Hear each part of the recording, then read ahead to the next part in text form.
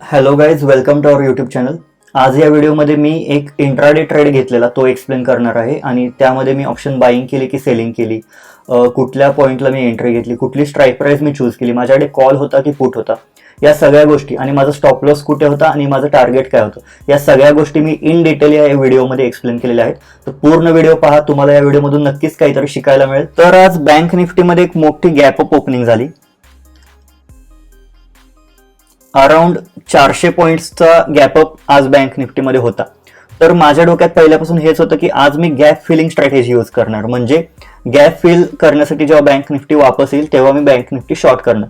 तर माझा पहिल्यापासून आजचा व्ह्यू बेरिश होता, म्हणजे मी पुट साईडची एंट्री शोधत होतो ऑप्शन बाईंगसाठी. तर पहिल्या दोन कॅन्डल्स मी फॉर्म होऊ दिल्या, त्यानंतर मी डेचा लो एक मार्क केला, डेचा हाय एक मार्क केला, म्हणजे आजच्या पहिल्या कॅन्डलची लो आणि पहिल्या कॅन्डलचा हाय. आणि जसं हा डेचा लो ब्रेक झाला तसं मी माझी पहिली पोझिशन बिल्ड केली. म्हणजेच थोडक्यात काय की डेचा लो जेव्हा ब्रेक झाला तेव्हा माझा बेरिश व्ह्यू ऍक्टिव्ह झाला आणि तेव्हा मी 37,700चा पुट बाय केला. इथे तुम्ही ऑर्डर्स मध्ये बघू शकता, एक्झॅक्ट 9:25 म्हणजेच या कॅन्डलच्या ब्रेकला, ही 9:25 कॅन्डल आहे, ही कॅन्डल जेव्हा ही लेवल जेव्हा ब्रेक झाली तेव्हा मी 75 क्वांटिटीने एंट्री घेतली आणि राहिलेली 25 क्वांटिटी मी ही कॅन्डल सस्टेन होते का ते पाहिलं. आणि जेव्हा ही कॅन्डल त्या लेवलच्या खाली सस्टेन झाली म्हणजेच क्लोज झाली तेव्हा मी माझी बाकीची 25 क्वांटिटी ऍड केली. मग नॉर्मली मी 200 क्वांटिटीने काम करतो, पण मी माझी हाफ क्वांटिटीज का ऍड केली, कारण की मी वेट करत होतो एका रिटेस्टचा म्हणजे काय, जेव्हा कुठली पण लेवल ब्रेक होते तेव्हा बँक निफ्टी खालती येऊन त्या लेवलला सपोर्ट घ्यायला परत जाते, रेजिस्टन्स घ्यायला जाते, म्हणजे जो आधीचा सपोर्ट होता तो पुढचा रेजिस्टन्स बनणार. तर इथे तुम्ही बघू शकता जेव्हा ही लेवल ब्रेक झाली तर त्यानंतर एक्झॅक्ट बँक निफ्टीने त्याच लेवलला एक रेजिस्टन्स घेतला आणि तिथून मग डाऊनफॉल चालू केला. तर मी काय केलं,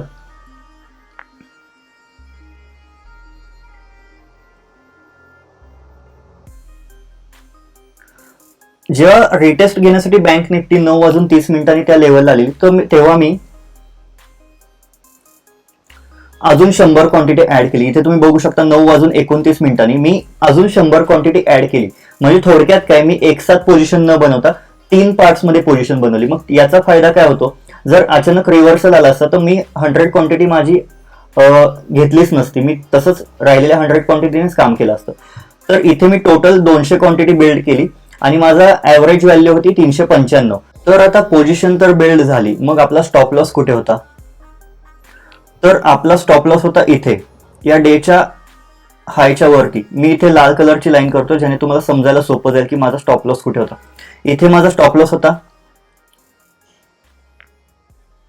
आणि इथे माझं टार्गेट होतं, त्याला मी इथे माझी एंट्री होती, त्याला मी ब्लॅक कलर दिलाय. सो इथे समजू शकतो तुम्हाला, इथे माझी एंट्री झालेली, इथे माझा स्टॉप लॉस होता. आपण स्ट्राईक प्राइस मध्ये होतो 37,700चा पुट ऑगस्ट एक्सपायरीचा. तर मी काय केलं आणि त्यानंतर माझं टार्गेट काय होतं 1:2. 1:2 म्हणजे काय की जर मी एक 110 पॉईंट्सची रिस्क घेत असेल तर माझं टार्गेट मी एक्सपेक्ट करतो की 1:2 असावं, म्हणजे कमीत कमी 220 पॉईंट्सचं माझं टार्गेट असावं, म्हणजे थोडक्यात या लेवलच्या आसपास.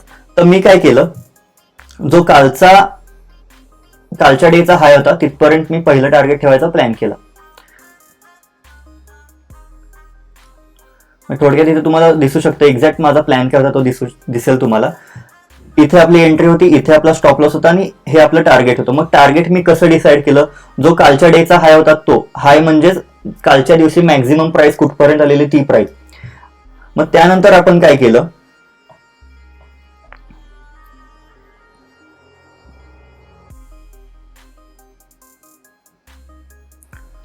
जेव्हा बँक निफ्टीने ही लेवल ब्रेक केली, म्हणजे तुम्ही बघू शकता या लेवलच्या आसपास 1, 2, 3 वेळा बँक निफ्टीने ती लेवल ब्रेक करायचा प्रयत्न केला, पण बँक निफ्टीला ते पॉसिबल नाही झालं. म्हणजे थोडक्यात तिथे एक स्ट्रॉंग सपोर्ट होता.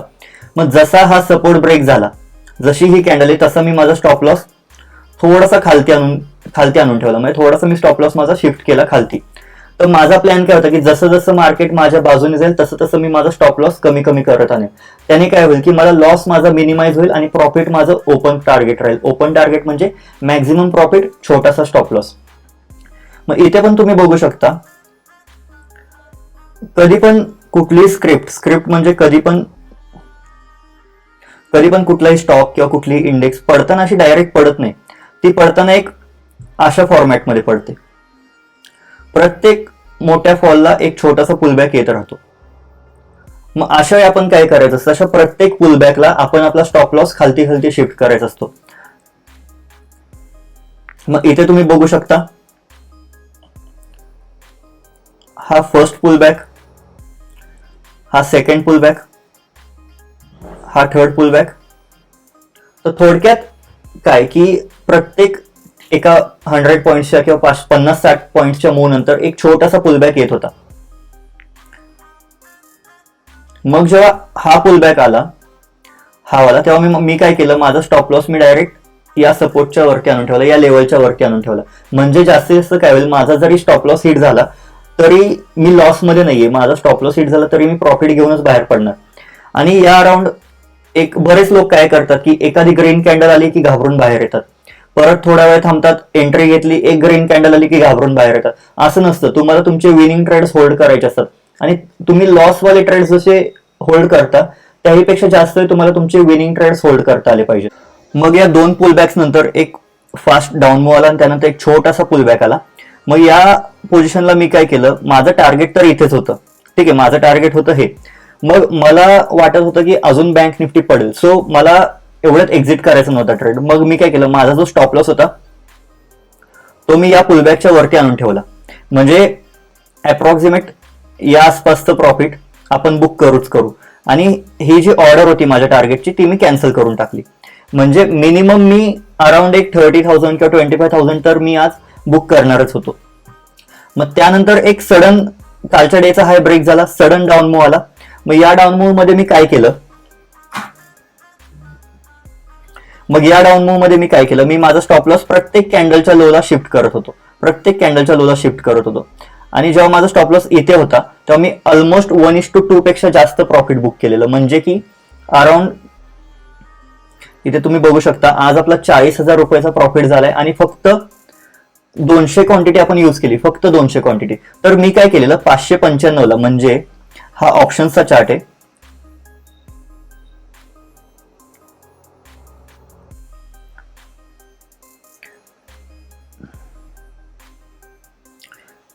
जेव्हा ही कॅन्डल 10:35 ची कॅन्डल, म्हणजेच ही 10:35 ची कॅन्डल एक डोजी फॉर्म झाली. मग जेव्हा डोजी फॉर्म झाली तर तिथून रिव्हर्सलचे चान्सेस होते.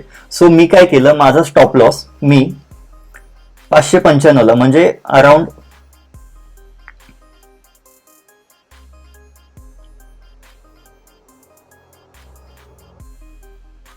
या लेवलला आणून ठेवला. आणि तिथे माझं एक्झॅक्ट 1:2 होत होतं. म्हणजेच काय की माझी एंट्री झालेली 395 ला आणि मी तिथून 295 ला, सॉरी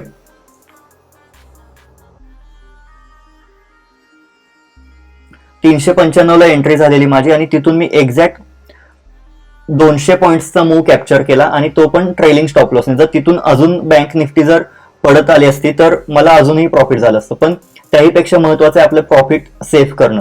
मग त्यानंतर काय झालं, हा जेव्हा अपमूव्ह आला स्ट्रॉंग, जेव्हा 130 पॉईंट्सची कॅन्डल आली तेव्हा माझा ट्रेलिंग एसएल हिट झाला. इथे या कॅन्डलमध्ये माझा ट्रेलिंग एसएल हिट झाला, या 2 कॅन्डल्समध्ये. मग इथे तुम्ही बघू शकता 595 ला माझी सेलची ऑर्डर पडली, जी ट्रिगर ऑर्डर होती. म्हणजेच 595 ची मी लिमिट लावलेली आणि ट्रिगर माझा 595 होता. तर हे स्टॉप लॉस शिफ्ट करणे यालाच बोलतात ट्रेलिंग स्टॉप लॉस. मग स्टॉप लॉस शिफ्ट करत करत कसा मी एक विनिंग ट्रेड होल्ड केला हे या व्हिडिओमध्ये मला दाखवायचं होतं. आणि प्रॉफिट कडे बघण्यापेक्षा आपण या व्हिडिओमध्ये आपल्याला काय शिकायला मिळेल किंवा कसा एक ट्रेड होल्ड केला जातो हे बघूयात. आणि या व्हिडिओमध्ये तुम्ही बघू शकता मी एकच ट्रेड घेतला, मी डेली एकच ट्रेड घेतो आणि तोच मी होल्ड करतो. आणि असं नाही की मी आजचा ट्रेड उद्यापर्यंत कॅरी फॉरवर्ड केला. ओटीएम मी घेत नाही, in the money me try करतो घ्यायचा, ऍट द मनी किंवा इन द मनी वरती मी काम करतो, ओटीएम मी कधीच घेत नाही. तर इथे तुम्ही बघू शकता सिंपल लॉजिक आणि सिंपल प्राइस ऍक्शन वापरून आपण कसं प्रॉफिट बुक केलं आणि कसा एक ट्रेड होल्ड केला आणि रिव्हर्सल पासून आपण कसं वाचलो. आणि या छोट्या पुलबॅक्स ना, हे जे पुलबॅक्स आहेत हे या पुलबॅक्सना न घाबरता आपण कसा आपला ट्रेड होल्ड केला हे या व्हिडिओमध्ये पाहायला तुम्हाला मिळालं असेल. तर इथे तुम्ही बघू शकता आपण कसा एक फक्त 200 क्वांटिटी यूज करून अराउंड एक 370 म्हणजे ऑलमोस्ट 400 पॉईंटचा मूव कॅप्चर केला. तर असे मूव कॅप्चर करायला तुमच्या पोझिशन साईज व्यवस्थित असेल तर तुम्ही असे मूव कॅप्चर करू शकता. तुम्हाला एक्सपिरियन्स असेल, तुमच्या सिस्टीमवरती फेथ असेल तर असे मूव तुम्ही कॅप्चर करू शकता. असं नाही की अशा 2-3 ग्रीन कॅन्डल्स बघितल्या बाहेर आलं, या 2-3 ग्रीन कॅन्डल्स बघितल्या बाहेर आलं, ही कॅन्डल बघितली बाहेर आलं. जेव्हा तुम्ही तुमचा ट्रेड होल्ड करता एक वेगळाच कॉन्फिडन्स असतो. आणि जास्त क्वांटिटीने कमी पॉईंट्स घेण्यापेक्षा कमी क्वांटिटीने जास्त पॉईंट्स घ्या, त्यात जास्त स्किल लागते. इथे तुम्ही बघू शकता आपली 395 ची ऍव्हरेज व्हॅल्यू होती आणि आपण 200 क्वांटिटी घेतलेली, म्हणजे थोडक्यात 80,000 रुपये वापरून आपण कसे 40,000 रुपये कमवले आज हे दिसून येतं. जर तुम्हाला हा व्हिडिओ आवडला असेल, हा लाईव्ह ट्रेडिंगच्या एक्सप्लेनेशनचा कन्सेप्ट आवडला असेल तर प्लीज हा व्हिडिओ लाईक करा, तुमच्या जवळच्यांपर्यंत हा व्हिडिओ शेअर करा आणि या चॅनलला तुमचा सपोर्ट असाच राहू द्या. आणि आपलं मिशन आहे, आपल्या या चॅनलचं मिशन आहे की महाराष्ट्रातील प्रत्येक घरात या चॅनलला पोहोचायचे. प्रत्येक घरात शेअर मार्केट दिसलं पाहिजे, लोकांच्या पासबुकवर एंट्री झाल्या पाहिजेत. म्हणजे असं नाही की फक्त लोकांना माहिती आहे, लोकांनी त्याचा फायदा करून त्यातून कमवून त्याचे पैसे यूज केले पाहिजेत, तर या चॅनलचं सार्थक होईल. असंच तुमचं प्रेम राहू द्या, असाच तुमचा सपोर्ट राहू द्या. खूप कमी दिवसात आपण 1000 सबस्क्रायबर्स पर्यंत पोहोचत आलोय आणि म्हणून मी हा लाईव्ह ट्रेडिंग नाही म्हणताय, पण एक केलेला ट्रेड आजच्या आज एक्सप्लेन करायचा प्रयत्न केला. लाईव्ह ट्रेडिंग करताना मला पॉसिबल होत नाही व्हिडिओ बनवणं, सो मी निवांत माझा ट्रेड संपल्यानंतर एक चांगला शांत वेळ बघून मी व्हिडिओ बनवायचा प्रयत्न करतो. जर तुम्हाला माझा हा प्रयत्न किंवा आपल्या चॅनलचे कन्सेप्ट आणि आपलं मिशन आवडलेलं असेल तर तुम्ही हा चॅनल सबस्क्राईब करा, व्हिडिओ लाईक करा, व्हिडिओ बऱ्याच लोकांपर्यंत शेअर करा. Thank you so much.